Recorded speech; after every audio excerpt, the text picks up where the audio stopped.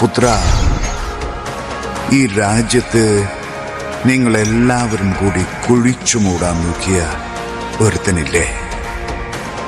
നിങ്ങൾ ഓരോ തവണ താഴ്ത്താൻ ശ്രമിച്ചപ്പോഴും ഉയർന്നു വന്ന ഒരുത്തൻ, നിങ്ങൾ ഓരോ തവണ കെടുത്താൻ ശ്രമിച്ചപ്പോഴും ആളിക്കത്തിയ ഒരുത്തൻ,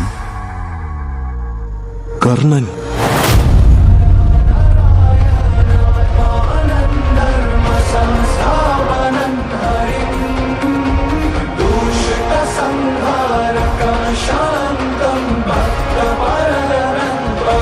വലിയ കോട്ടകൾ കെട്ടുന്നത് ഭയം കൊണ്ടാണ്.